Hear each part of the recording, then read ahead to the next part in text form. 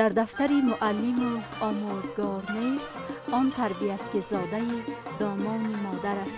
واقعا هم باعث افتخار و سرافرازی است که امروز زن مادر تاجیک در برابر رسالت بزرگ نگهداشت خانواده، تربیت شایسته فرزندان، اینچنین در رشد و نمو و پیشرفت ساحه‌های گوناگون جامعه فعالیت پرثمر داشتند و این لحظه در صحبت ما حضور دارند بانویی که سالهای زیاده از 40 سال عمر پربرکت خود را در رشد ساحه فرهنگ و معارف کشور گذرانیدند و البته در تربیت شایسته فرزندان خیش موفق گردیده امروز نیز به ایجادکاری میل و رغبت بیشتر دارند و در نگاه داشت شعر و سخن تاجیک پیوسته سعی و تلاش می نمایند. بانو شاکرова هستند هم صحبت ما. خب معلم عزیز، شما را به محفل دوگانه ها خوش آمدید میگیم.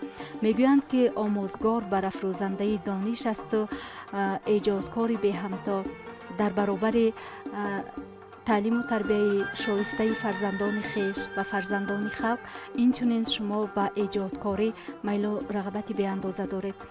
میخواستم از آن چکیده ها چیزی گفته باشیم و صحبت خود را با وصف و ستایش وطن محبوب آغاز می نمودیم.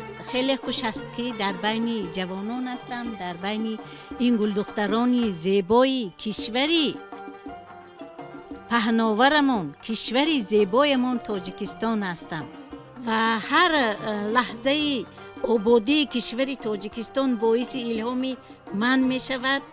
از زمانی گفته بودم که تاجیکستان یادگاری دولت سامانی است، زنده‌داری نام پاکی سامانی است. در دوشنبه تخت و تاج تاجیکان آوازه شد، گر سمرقند و بخارا شهرتی سامانی است. همچو اسماعیل با فضل و ادب امام علی است، زان که او را در نهادش سیرتی سامانی است. البته این زیبایی ها، این سروده ها، این کشوری آباد شاعر را به الهام می آورد و من البته در برابر آنکه حالا نفقه خور هستم ایجاد میکنم، خود را از جمعیت دور نمیگیرم. یک چکیده خود را که خیلی دوست میدارم اون را با آهنگ هم میسرایم، برایتان کمی قرائت کرده باشم. بخشیده شده است به سرزمین من تاجیکستان. من هر زمان امین سرود را، امین شعرم رو زمزمه میکنم با آهنگ و این سرود را گلبهار هم سرایده است که با چنین آهنگ است: دست از وطن نگیرم تا هست جسم و جانم، جانم فدای میهن تا روح در روانم، فرزندی با وفایی این میهن و دیارم، سر منی هم به خاکش تا هست آستانم، سر زمین من جلوه جلوه تو نمایی، سر زمین من هفت رنگ با صفایی، سر زمین من با سرود و با نوایی، سر زمین من، سر زمین من عاشق روی تو منم، سر زمین من عطر گلی یاس منم، سر زمین من دارو و درمان تنم، سر زمین من. دوستان عزیزم، دوگانه های عزیز تشکر. نگرید که در این سرزمین زیبا چقدر بانوان زیبای ما، دوگانه های زیبای ما خوشنود هستند. آباد هستند، آسوده هستند، صاحب استقلال هستند.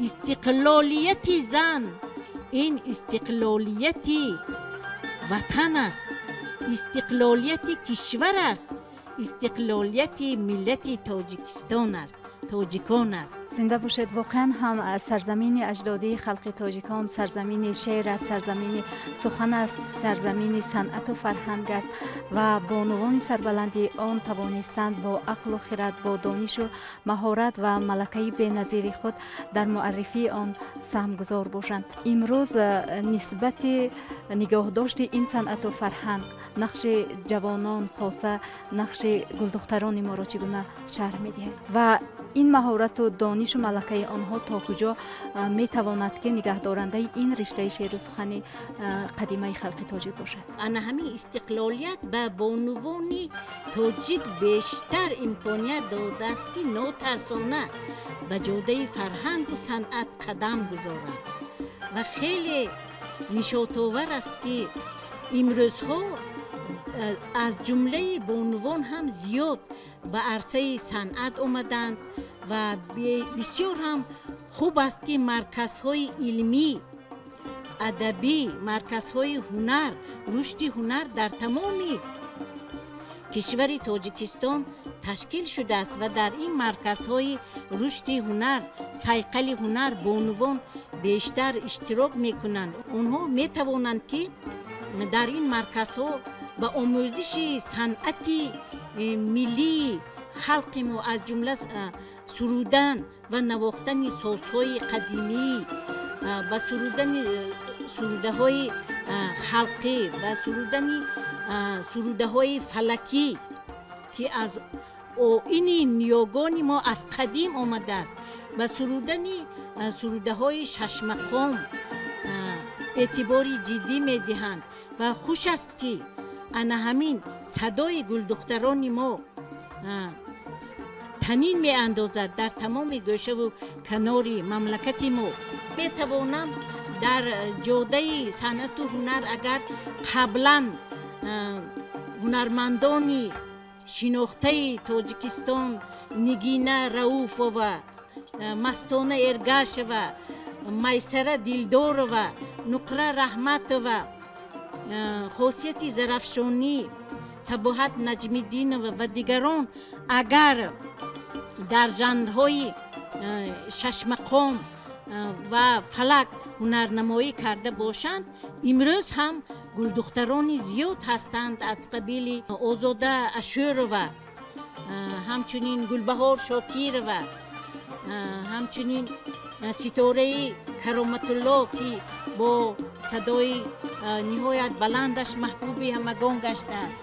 همچنین بسیار در ژانرهای استراد گلدختران زیبا را از قبیل نازیه کرامت الله، نگینه امانقول و دیگران بسیار دختران زیبا را می‌بینیم که برای تحکیم استقلالیت تاجیکستان در عرصه جهانی صنعت ملی ما را معرفی می‌نمایند که این باعث شادمانی است و این باعث خوشنودی است که با تشبث و دستگیری پیشوای ملت تاجیکستان، با خردمندی پیشوای ملت و حکومت غمخوار و دست پروری تاجیکستان، انا همین بانوان تاجیک رشد صیقل و هنری استعداد خود را می نمایند. واقعا هم این همه دستگیری های پیوسته حکومت جمهوری تاجیکستان باعث گردیده است که ما آزادانه در سمت های گوناگون کار و فعالیت نماییم و نگهدارنده و احترام گذارنده صنعت و فرهنگ ملی خلق خویش باشیم.